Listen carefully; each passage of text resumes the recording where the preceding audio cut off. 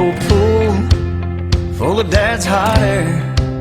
Well, I was 3 years old, splashing everywhere. That's why I like watching The Office. You know, it's,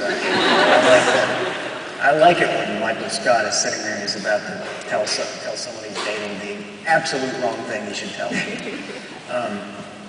So I pranked my wife with first day she left me in charge of the kid. I went and she had no sooner walked out the door, she flew off to do a media event, and we bought a doll at Toys R Us and dressed it up like Huck, and put it on a horse and filmed it, and sent it down the hill at our farm in a stroller to see how it would do.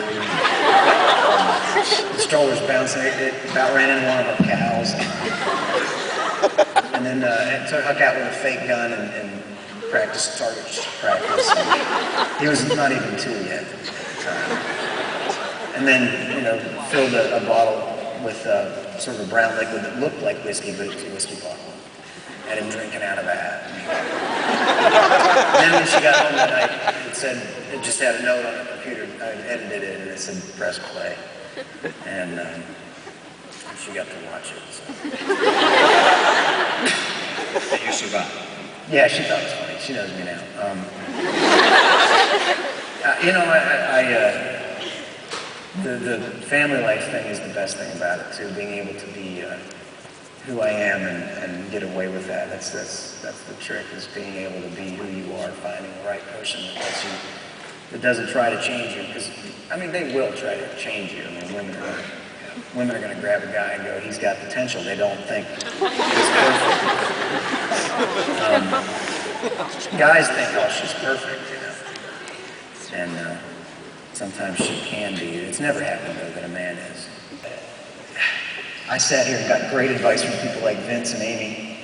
You know, when I was in school, they did these, and who else? Stephen Curtis Chapman did one, and it was fantastic. And then now, congratulations, here you are. And I realized one of the things is, and I'll talk about how it's changed, but the first thing I want to stress is that nobody in this town knows what they're doing anymore. They don't. They can tell you they do, and well, here's the business model now. They don't, and it'll be different in 6 months, and it's going to be different in 12 months from that. The labels are scrambling. They're going, well, let's see, they're downloading, so we need to get things on iTunes, but it's still only a part of our business. But it's growing, and it's going to be the major part of our business, but they're still buying it at Walmart, so we need to figure out how to give them something. And then at the same time, you're not selling like you were, so we need you to get your recording costs down. They don't know what to do. So the thing that I can say is, however this will shake out, it's going to be done by you. This group right here is going to figure out things that the people who have been geniuses on Music Row for decades are still scratching their heads about. You're going to show up one of these days and walk through their doors, and you will, the Red Sea is going to part because you're there and you're going to have some idea.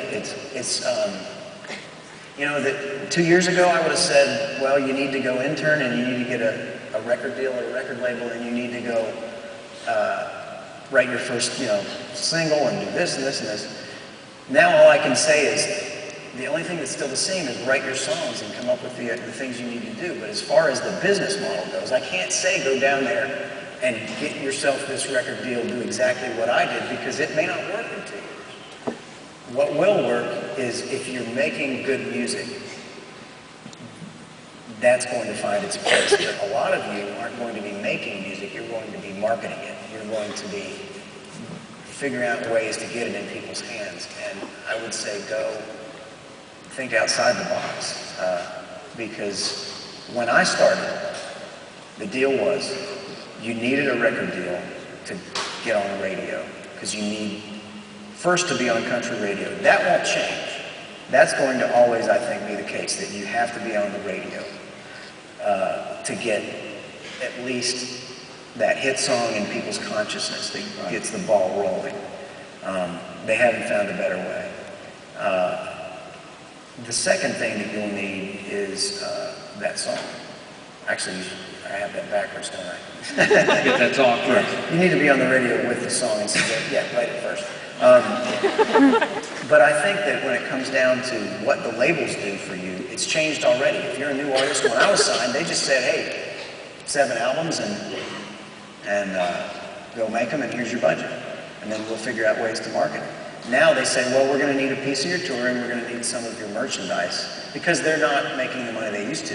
And I've always thought that kind of was going to be the case, because I've never understood why a place like Arista Records does all of this great stuff for me and gets me on the radio and gets me, you know, into people's homes, essentially, and then doesn't make any money when I go out and sell out an arena. But So I'm you're not going to talking give about them the any 360, of that. 360 kind of deals? Is that what you're talking about? Yes, I think 360 deals are certainly the future, but I think more than that, record labels in the digital age and these things that are, you know, mobile phones and personal organizers and iPads, whatever it is, there's ways to make music specifically accessible for our generation. You guys have an opportunity that you've never had to lead. It's wide open. So began my love affair with one